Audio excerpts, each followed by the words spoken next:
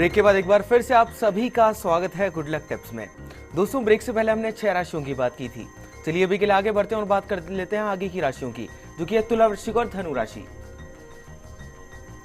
चलिए जानते हैं तुला राशि वाले जो हमारे दर्शक हैं उनके बारे में कि नवरात्रियों के आगे वाले दिन कैसे रहेंगे। तुला राशि वाले जो हमारे दर्शक हैं, अगर बहुत टाइम से विदेश यात्रा के लिए, फॉरेन टूर के लिए यदि आप एफर्ट्स कर रहे हैं, प्रयास कर रहे हैं, तो थोड़ी सी मेहनत और कर लीजिएगा, क्योंकि आने वाले समय में आपको विदेश यात्रा का सुख मिलने वाला है।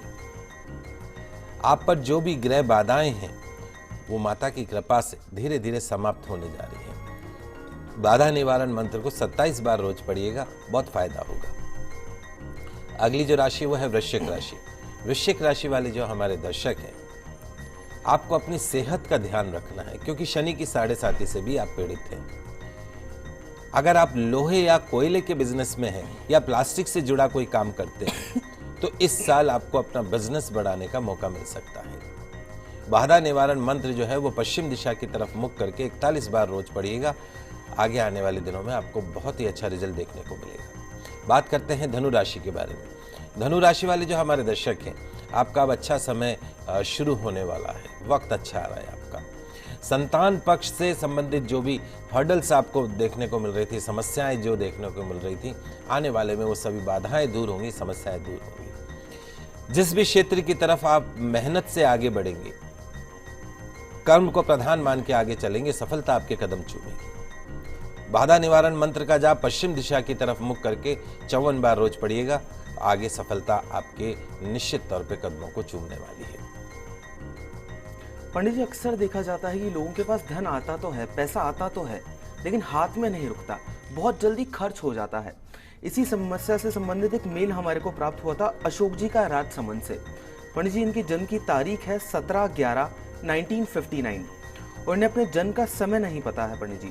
पंडित जी जानना चाहते थे कि इनके पास पैसा आता है लेकिन रुकता नहीं है, और इनका मकान बेचना चाह रहे थे तो बिक नहीं रहा है, तो उसके बारे में कुछ समाधान चाहते थे आपसे।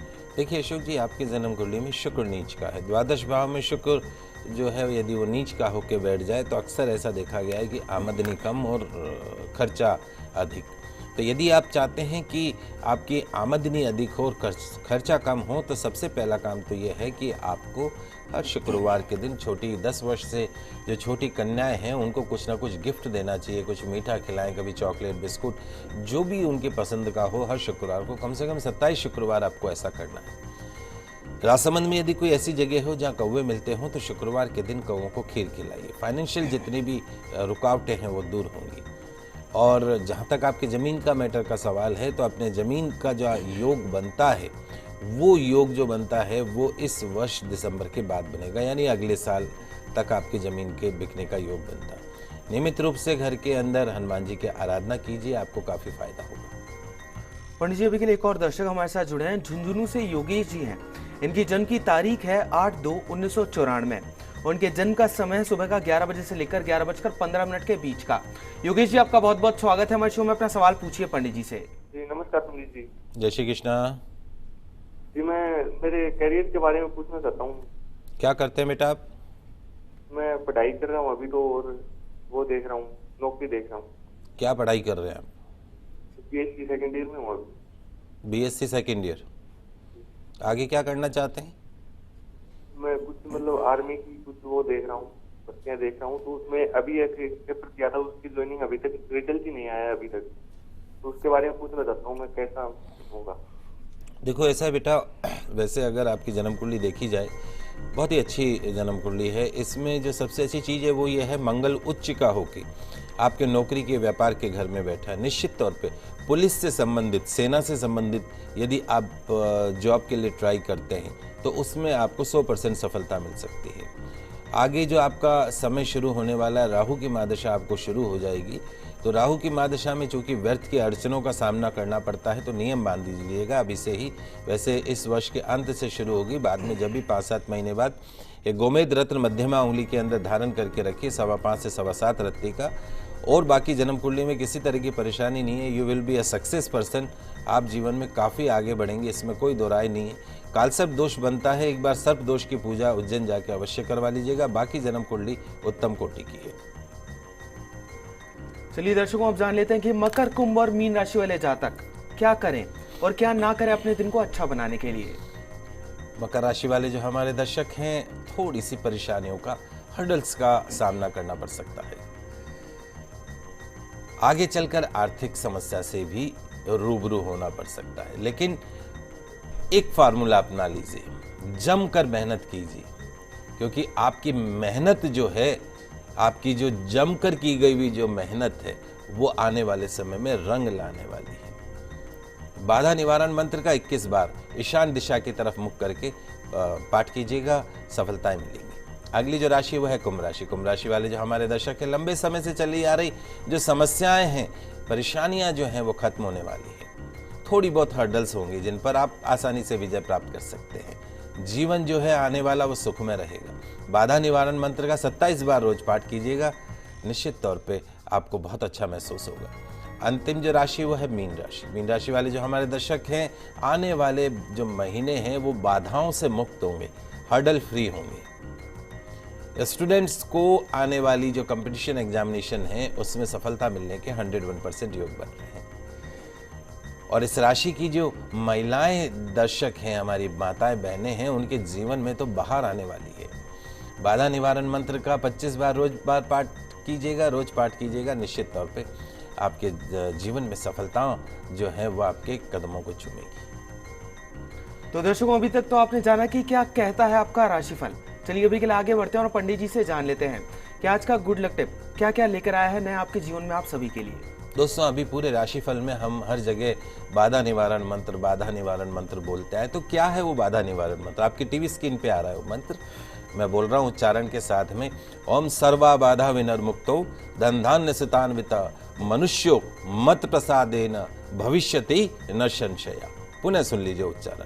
ओम सर्वा बाधा विनिर्मुक्तो धनधान्य सुतान्विता मनुष्यो मत प्रसादेन भविष्यति न संशया। ये बाधा मंत्र है, इसका जाप करिए, हर तरह की बाधाओं से आपको मुक्ति मिलेगी।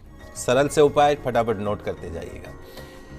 हमारे उन दर्शकों के लिए जिनके विवाह में बाधाएं आ रही है, हर्डल आ रही है, उनके लिए एक बहुत ही कारगर अच्छा उपाय बताने जा रहा हूं। नोट कर लीजिएगा। अविवाहित दर्शक 36 लौंग, जो लौंग खाने में काम में लेते हैं चाय में डालने के लिए, तो 36 लौंग, 6 कपूर के टुकड़े, इसमें हल्दी और चावल मिलाकर माँ दुर्गा को आहुति दीजिएगा। निश्चित तौर पे बहुत ही जल्द आपको सुयोग्य जीवन साथी की प्राप्ति होगी। दूसरा उपाय, अगर आपको संतान की प्राप्ति नहीं हो रही हो, लाख इलाज के पश्चात भी आपकी जो गोद है वो सूनी हो,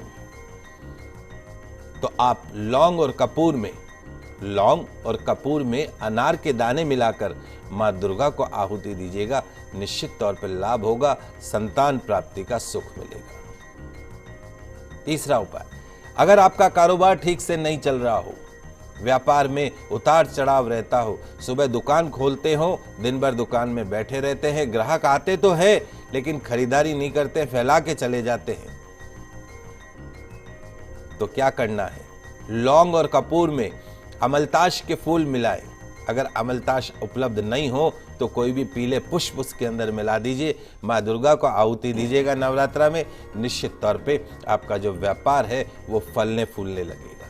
चौथा उपाय, जिन लोगों को विदेश यात्रा में, फॉरेन टूर में कठिनाइयों का सामना करना पड़ रहा हो, बाधाएं आ रही हों, वो मूली के टुकड़ों को हवन सामग्री में मिलाकर और फिर उससे हवन करिएगा। निश्चित तौर पे आपकी ये जो समस्याएं हैं उससे भी मुक्ति मिलेगी, विदेश यात्रा का योग बनेगा।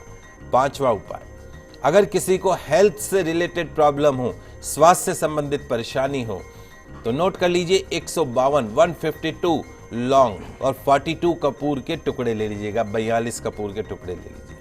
उसमें नारियल की गिरी, शहद और मिश्री मिला लें, उससे हवन करें सामग्री से। निश्चित तौर पे हेल्थ से रिलेटेड जो भी भारी से भारी समस्या है, गंभीर से गंभीर बीमारी है, उन सभी से आपको मुक्ति मिलेगी। छठा उपाय, संपत्ति, जमीन जायदाद से संबंधित जो बाधाएं हैं, परेशानियां हैं, मकान बिक नहीं रहा है, मकान मिल नहीं रहा है, जमीन खरीदनी है मिल नहीं रही है, जमीन बेचनी है बिक नहीं रही है, तो क्या करें? लौंग और कपूर में गुड़ और खीर मिलाकर माँ दुर्गा को आहुति दीजिएगा। हर तरह की जो जमीन जायदाद से जुड़ी जो परेशानियां हैं, बाधाएं हैं, उनसे आपको मुक्ति मिलेगी। तो दर्शकों, हम आशा करते हैं कि हमारा प्रोग्राम आपको काफी पसंद आया होगा। पंडित जी हमारे स्टूडियो में आने के लिए और दर्शकों की समस्याओं का समाधान करने के लिए, उन्हें इतना महत्वपूर्ण बाधा निवारण मंत्र बताने के लिए आपका बहुत बहुत शुक्रिया। आप सभी का आज का दिन मंगलमय हो, शुभ हो। जय श्री कृष्णा, जय माता की, जय श्री हरि। तो दर्शकों, अगर आप भी जानना चाहते हैं अपनी परेशानी और मुश्किलों से निकलने का हल, तो आप भी हमें कॉल कर सकते हैं। आप हमें ईमेल भी कर सकते हैं। हमारा ईमेल आईडी है goodlucktips@firstindianews.com।